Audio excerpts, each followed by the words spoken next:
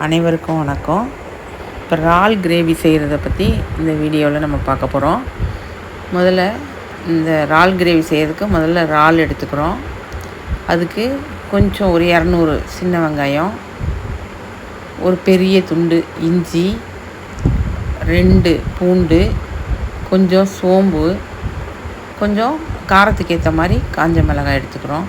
மிளகாத்தூள் இல்லாதனால நான் மிளகாய் எடுத்திருக்கேன். காஞ்ச மிளகாய் தனியாக அரைச்ச தூள் இருந்ததுன்னா அதை நம்ம சேர்த்துக்கலாம். அப்புறம் தக்காளி 2 தக்காளி, கொஞ்சம் கருவேப்பிலை. இப்போ இந்த மிளகாய், சோம்பு, இஞ்சி, பூண்டு, வெங்காயம், மஞ்சத்தூள் கொஞ்சம் போட்டு ஒரு ஓட்டிட்டு அதுக்கப்புறமா தக்காளி 2 வெட்டி வச்சுருக்கோம், அதையும் போட்டு ஒரு ஓட்டிடுறோம். நல்லா சாந்தாக அரைச்சிடுறோம். தண்ணியே விடக்கூடாது. தண்ணி விடாமல் இந்த மாதிரி கெட்டியாக அரைச்சி எடுத்துடுறோம். அடுப்பில் எண்ணெய் சட்டியை வச்சு 2 ஸ்பூன் எண்ணெய், கொஞ்சம் கருவேப்பிலையை போட்டு பொரிய விட்டு தண்ணி ஊற்றாமல் தான் அரைக்கிறோம் அந்த பேஸ்ட்டை. அதை அப்படியே போட்டு நல்லா வதக்குறோம். நல்லா போட்டு நல்லா வதக்கினோம்னா அந்த பச்சை வேகம் போக வரல. இஞ்சி பூண்டெல்லாம் போட்டிருக்கிறதுனால வெங்காயம் எல்லாமே, தக்காளி எல்லாமே பச்சை வேகம் போகிற அளவுக்கு கொஞ்சம் கல் உப்பையும் சேர்த்து நல்லா வதக்கணும். நல்லா வதக்குனதுக்கு அப்புறமா நல்ல எண்ணெய் கொஞ்சம் பிரிஞ்சு வர்ற மாதிரி லைட்டான அந்த ஸ்டேஜில் நல்லா கொதித்து அந்த பச்சை வேகம்லாம் போனதுக்கப்புறமா இறாலை நல்லா க்ளீன் பண்ணி வச்சுருக்கோம். அந்த இறாலை பிழிஞ்சிட்டு இந்த இதில் போடணும். இந்த சாந்திலே போட்டு அப்படியே பிரட்ட வேண்டியது தான். இதில் இப்போ இறால் போட போகிறோம்.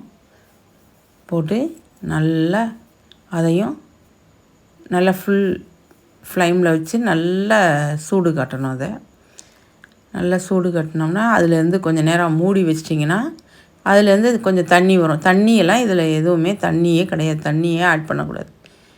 இதுலேருந்து இந்த இறால்லேருந்தே தண்ணி நிறைய விடும். அதுலேயே நல்லா வெந்துடும் இறால். இப்போ பாருங்கள், இந்த மாதிரி பண்ணிவிட்டு மூடி வச்சிடணும். ஒரு மூடியை போட்டு மூடி வச்சுட்டு நல்லா ஒரு 5 நிமிஷம் கழித்து திறந்து பார்த்தோம்னா நல்லா இந்த மாதிரி கொதிச்சிட்ருக்கு. அப்பப்போ நல்லா கிண்டி விட்டுறணும். அடியை பிடிக்காமல் பார்த்துக்கணும். நல்லா கிண்டி விட்டு திரும்பவும் மூடி வச்சு திரும்பவும் இது பண்ணுறோம்.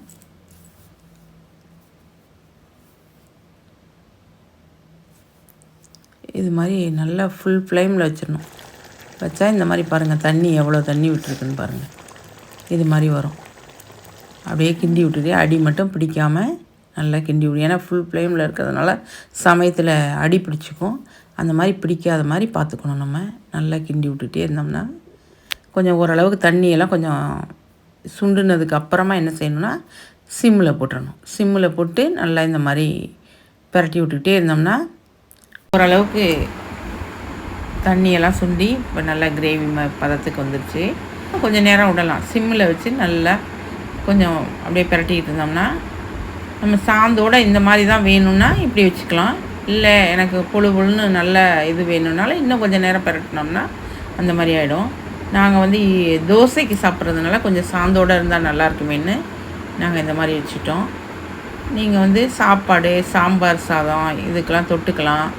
சாதத்துலேயும் போட்டு பிசைஞ்சு சாப்பிட்லாம். ரொம்ப நல்லாயிருக்கும். அதனால் இந்த இறாலை எல்லோரும் செஞ்சு சாப்பிடுங்க. நன்றி.